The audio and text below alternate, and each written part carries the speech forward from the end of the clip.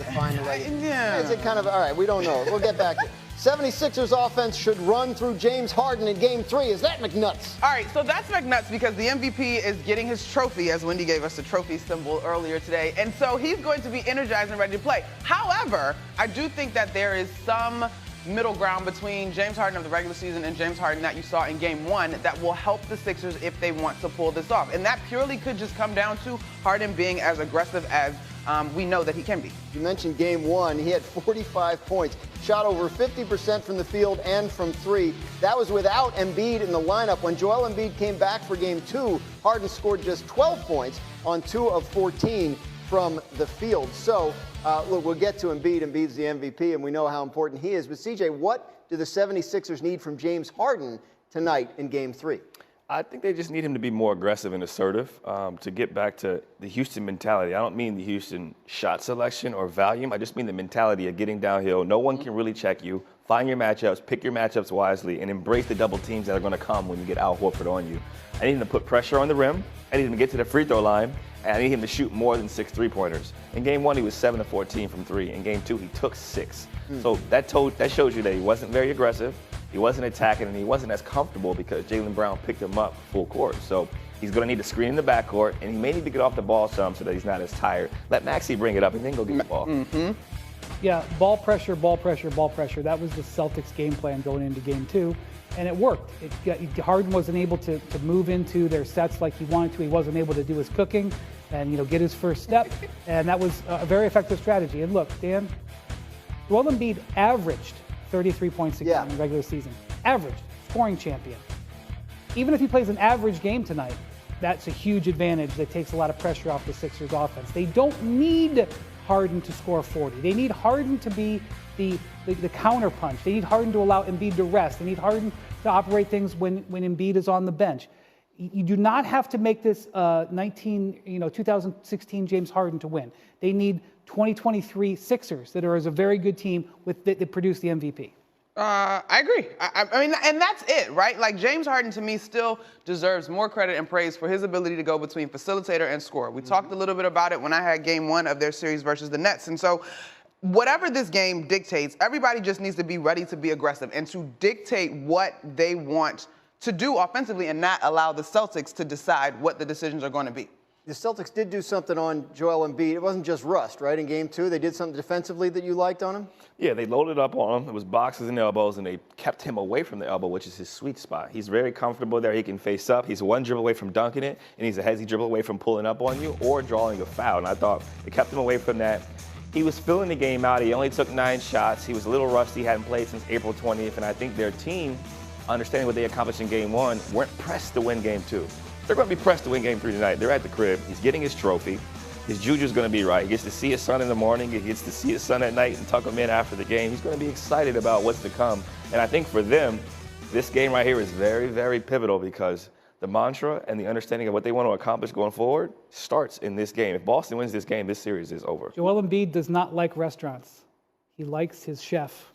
So he's home. It makes a real big difference. Interesting. You're going to be at the game tonight. What do you expect to see from him once the game starts and he's eaten at home already? CJ was talking about not getting to a sweet spot. The reason that Joel Embiid won the last 2 scoring titles was because they transitioned him from a guy who played down low to a guy who played at the elbows and on the nail at the top of the key. That right there, what you're looking at, is Joel Embiid MVP. That play right there.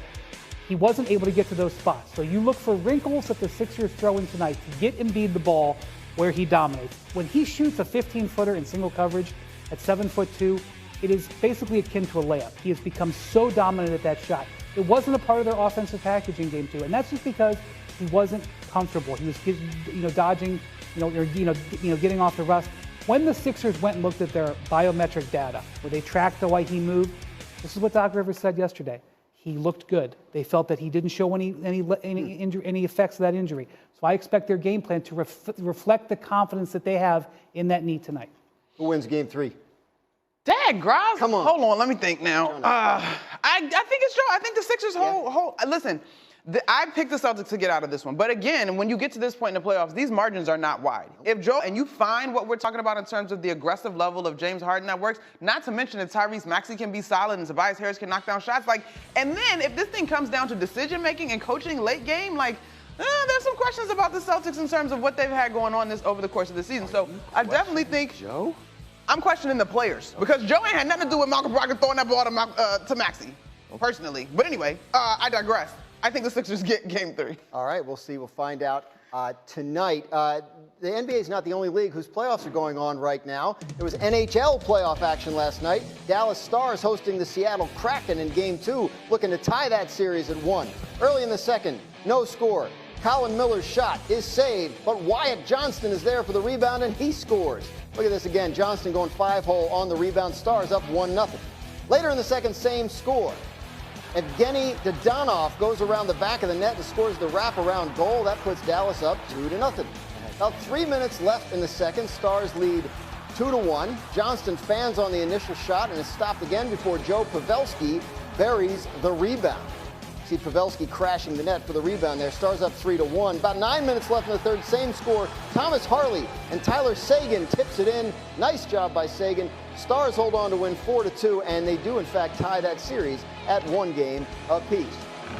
Huge lineup this weekend. Celtics Sixers Game 3 is tonight on ESPN.